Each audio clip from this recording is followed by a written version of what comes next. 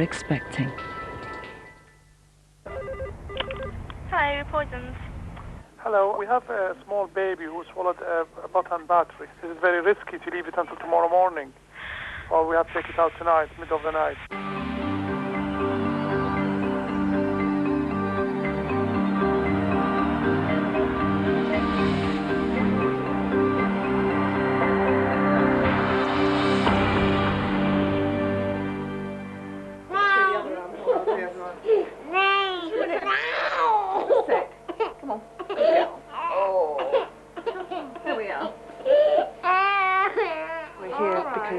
Eleanor has swallowed a lithium battery, which is about the size of a 10-pence piece.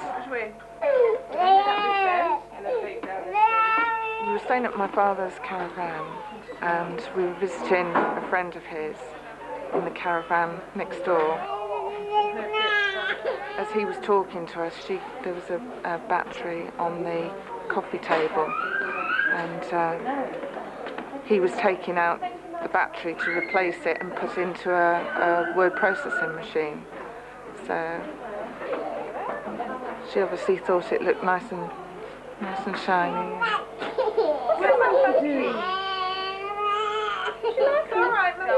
Eleanor Drury is only 2 years old. The doctors at the Royal Alexandra Hospital in Brighton haven't found the battery and don't know yet if it's poisoning her.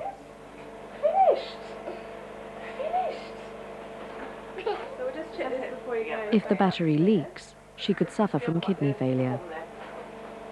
These so-called button batteries originally used to contain things like mercury, which were even worse. But lithium is bad enough because of the toxic side effects if it gets into the general system of the patient. Now that will happen if, for example, the outer coating of the battery, which we all know is the shiny metal coating, is eroded. And unfortunately, the stomach contents are quite acidic, and the digestive juices have great ability to erode things, and so they could make a hole in this battery, as it were, and then release the lithium. I think we should go ahead and do the upper GI endoscopy, which is putting the tube into her stomach, and have a look.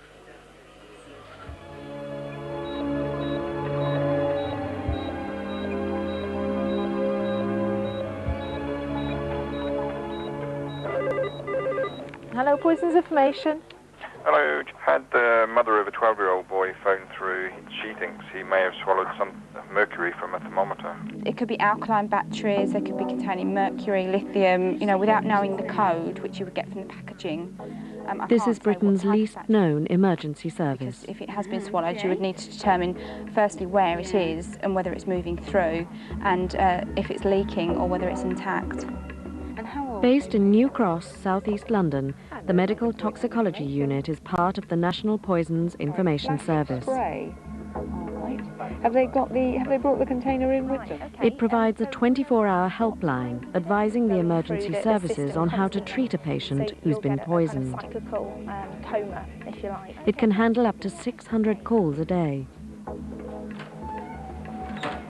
The unit also has the largest forensic laboratory in the NHS. Its experts on toxicology include specialists on heavy metals, which are among what are known as trace elements. Trace elements are the elements which are found at very low concentrations in the body, less than 1 part per million. Some of them, copper and zinc for instance, are essential to life. Others, mercury and arsenic and lead, are notoriously toxic. And the ones I'm mostly interested in are those toxic ones. These toxic heavy metals are everywhere and can be fatal if ingested, absorbed or inhaled in large quantities. Although lead in petrol has been blamed for poisoning children in congested cities, it's still used in varnishes, plastics, paint and other objects like fishing weights, tobacco and insecticide.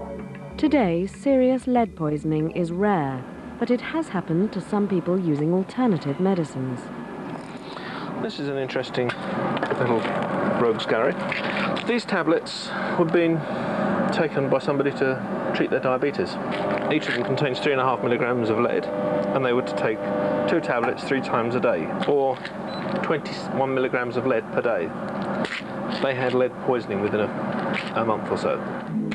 Mercury is found in neon and fluorescent lights, batteries, and in instruments like thermometers and barometers. Again, poisonings are rare. Arsenic, another heavy metal, is used in wood preservatives, weed killers, and in the components of computers, microwaves, and televisions. It's only dangerous if swallowed. A young man had a row with his girlfriend and decided in a protest action to take a teaspoon of this. Trouble is, it's 70% arsenic. He died 4 hours later.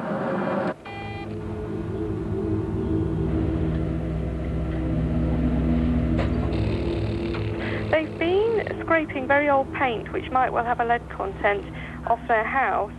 Among the most common samples tested in the Trace Elements lab are from people believed to be poisoned by lead. And he started being sick, and they're saying to me, would the lead, having breathed it in, be enough to cause him a problem? And one of the worst cases of lead poisoning began over a year ago in the south coast resort of St Leonard's. When the Grimley family moved to this Victorian flat, they didn't know that the wooden window frames and skirting boards had original paintwork that was over 50 years old. Even when their 2-year-old daughter began to gnaw at the paint, they weren't worried. I actually caught Lacey chewing here a couple of times, and I thought it was very strange that she kept wanting to go back and bite it. I just thought it was a stage she was going through. She was teething heavily as well. Lead is very sweet. Lacey persisted in chewing the paintwork, but her parents didn't connect that with her emerging illness. She would vomit a lot in the night, once, twice maybe. You know, obviously with vomiting that much, she was losing weight. Finally, Lacey became so sick her parents decided to take her to the nearby Conquest Hospital. She was very ill. She looked so terrible on the last day when I took her into the hospital. Her eyes just looked really vacant, and she was just so weak. Joanna Clark told the doctors in A&E that she'd found flecks of paint in her daughter's mouth. Immediately, they suspected lead poisoning. Lacey was promptly transferred to Guy's and St Thomas's in London for specialist care, but on arrival, her condition deteriorated. I noticed she was extremely hot, and then her eyes opened really wide and her arms and legs went stiff, and she started to shake all over. I just screamed for the nurses. I said, please, can we have someone in the room? And at that, 2 of them ran in, and then they hit the alarm, and before we knew it, there was doctors coming from everywhere. And one nurse was timing the seizure, and I just remember her sort of going 5 minutes, 10 minutes, 15, right up to 45. Seemed like forever. And I was talking to Lacey, but she was just shaking. But I was saying, come on, Lacey, you'll be all right. Lacey's seizure was a classic symptom of chronic lead poisoning. Once the paint flakes had been swallowed, the acids in Lacey's stomach stripped the lead molecules away. The molecules were absorbed into her bloodstream and travelled to her brain. Brain capillaries are lined with calcium, which relax the blood vessels and help the flow of blood. But lead impersonates calcium. Its molecules are a similar size and emit the same positive charge, and instead of relaxing blood vessels, it constricts them. As a result, the clear fluid in Lacey's blood was squeezed into the gap between her brain and skull, squashing her brain inwards. That is associated with encephalopathy, brain poisoning. The second night, in intensive care, about 4 doctors come in, and we just knew that we were going to see something that wasn't going to make us feel wonderful. And when they said, she's got a 50-50 chance, then it hits you. And the whole waiting room went black, you know. I had to sit down. Lacey's was the most serious case of lead poisoning in a child in the past 10 years. Her highest blood lead concentration were 1,800 micrograms per litre. This is very serious. At these concentrations, serious symptoms of lead poisoning, IED, encephalopathy, are almost invariable in children. And encephalopathy has this very bad prognosis of either permanent damage or, until chelation therapy became available, it killed on a regular basis.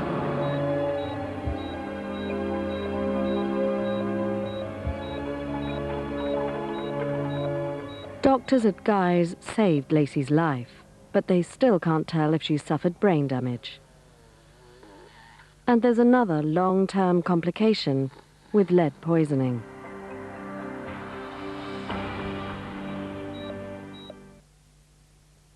Introducing the only air freshener that combines a spray and a gel in one. Glade Duet. When an ordinary spray won't do it, Duet. When a plain old gel won't do it, Duet. Glade Duet. It's a gel for continuous freshness and a spray for a burst of freshness all in one. So when nothing else will do it, Duet. The instant and the continuous freshness you need all in one. Destination Red Square, where will it take you?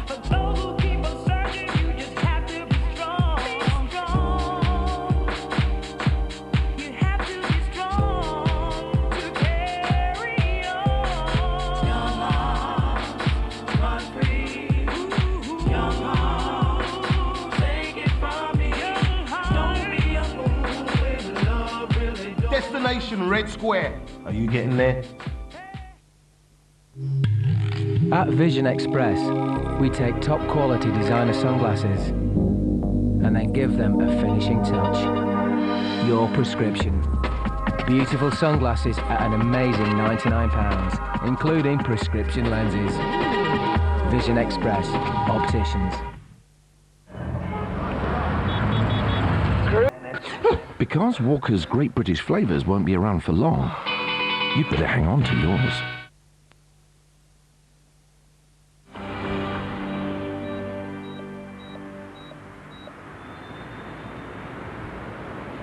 In Brighton, the doctors must anaesthetise Eleanor Drury and remove the lithium battery. She's been unable to excrete the battery because it's too big. They've said to me that hopefully they should be able to get it out with the endoscope. But if they're not able to, then I think it's a lacostomy or something, or where they cut her basically, and obviously I prefer her not to be cut, so.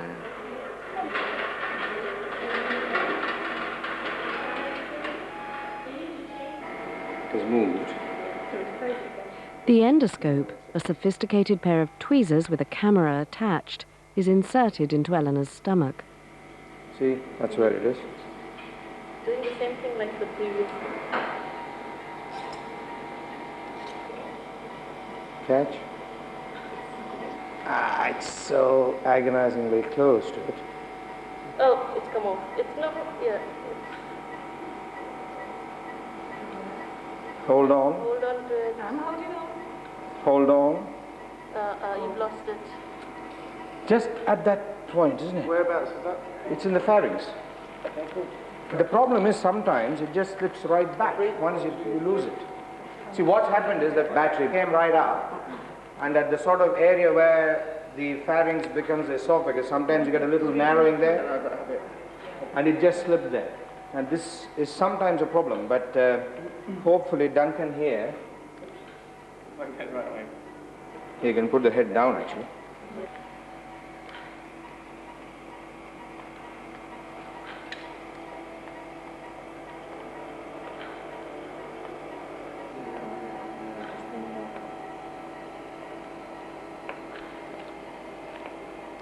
Bingo. Yes! Yeah! Well done, Duncan, well done. So you see, you don't need a surgeon at all for this. You just need an anaesthetist. That's brilliant. And you can see already how the casing has started becoming black. That's because of the acid acting on the surface. Right. 10 years ago, most batteries contained mercury and could have proved fatal if undetected. Hello. Here is your battery. All right? So do you want to keep it safe? Don't give it back to her. She'll swallow it again. It's still usable. Not usable. I wouldn't think so. Right. So, yeah, well, you can put it in a bottle and give it to her on her 21st or something. Yeah.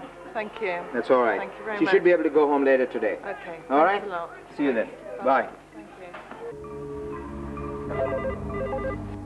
Hello, Poisons. Hello, yes. I'm a dentist in Slough. Is it possible to arrange for a patient to have a mercury vapor test? A vapor test or serum test? A vapor test.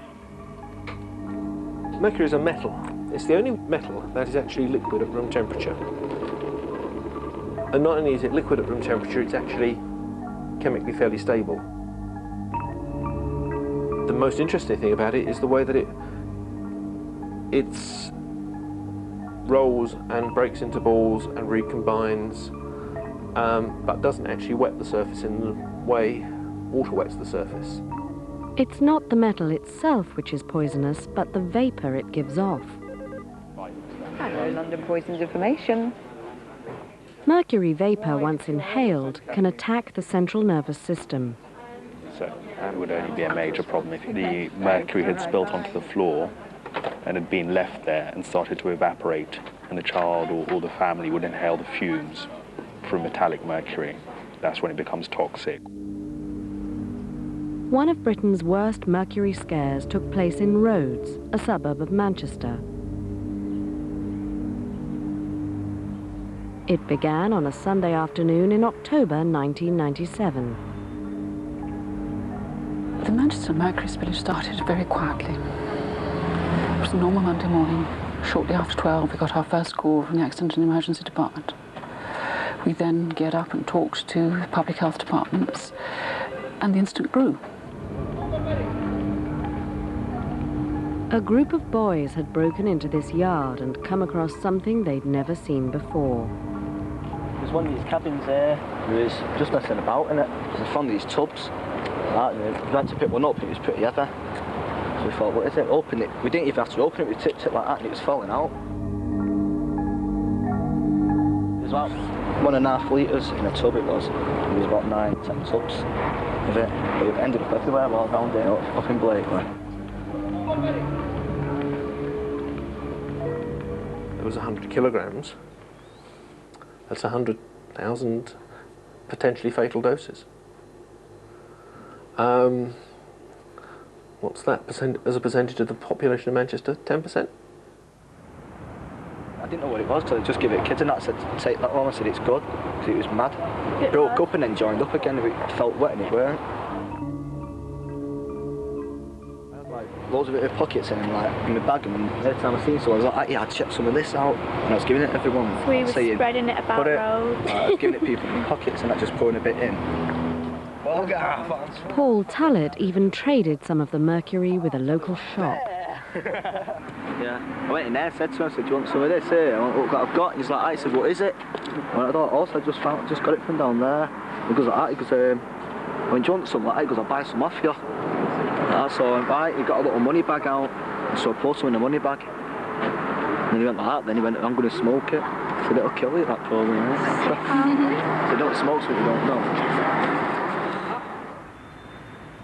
Much of the mercury was spilt and left lying around the streets. Our main thoughts were to try and contain the spill, to make sure the clean-up was complete and effective, that all the mercury that had been removed had been identified and stored in a safe area so that the contamination would not continue. But it was absolutely apparent, as the incident spread and that more cases were identified, that it wasn't contained, that many more households were affected. The contamination eventually covered an area of 2 square miles. When droplets were found, they were dusted in sulfur and wrapped up. High mercury vapor levels were discovered in 80 homes. Every object making contact with it had to be identified and destroyed, including clothing, furniture, carpets, and even washing machines. 300 people were tested for mercury poisoning. 37 suffered mild symptoms, but 3 cases were serious.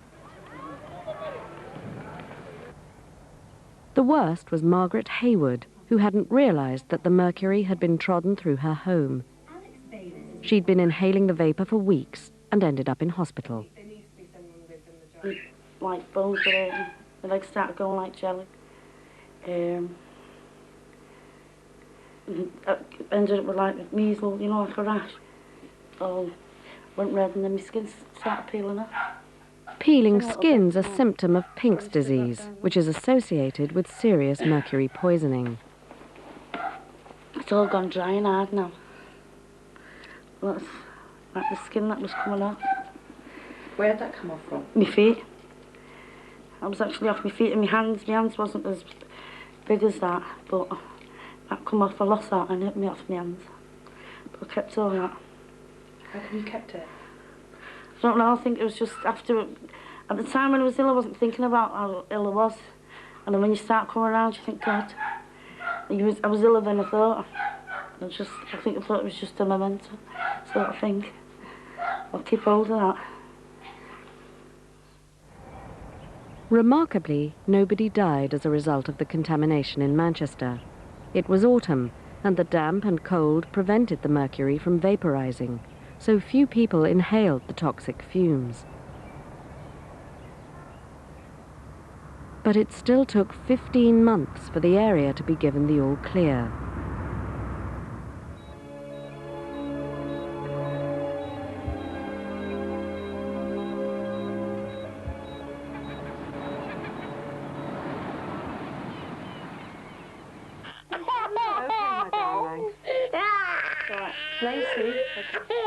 Lead poisoning can take a long time to treat.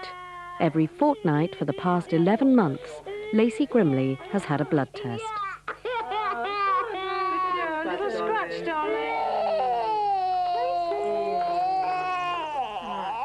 The sample will be sent to the poisons unit, who will monitor her lead levels, which are still high. Okay, done, sweetheart. And the reason for that is that not all the lead molecules reached Lacey's brain. Some of the lead collected in her body and was absorbed into her soft bones.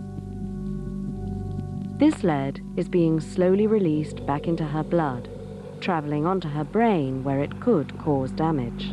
What we see on this X-ray, which is an X-ray of Lacey's arm and hand, this is normal bone here, which is sort of grey, as it were, and this is Lacey's sort of muscles and skin.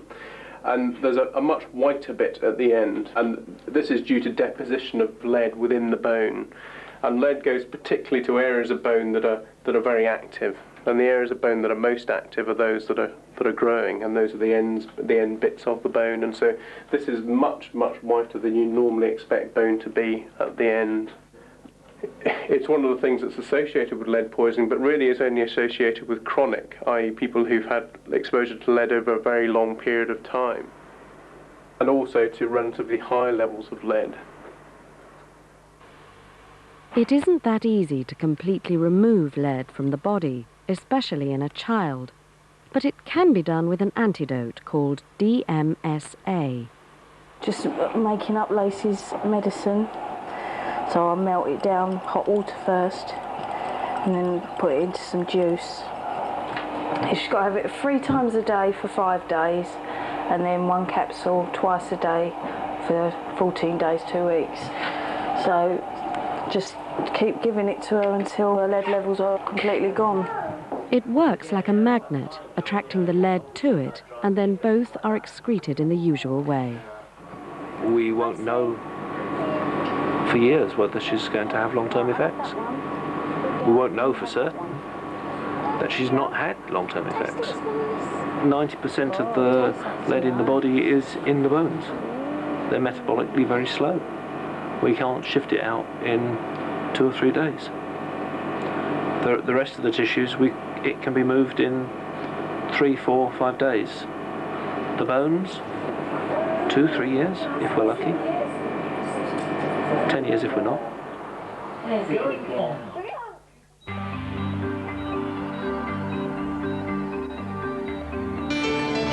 Starting on ITV2 now, retracing the hard road to victory in Second World War in colour. Meanwhile, here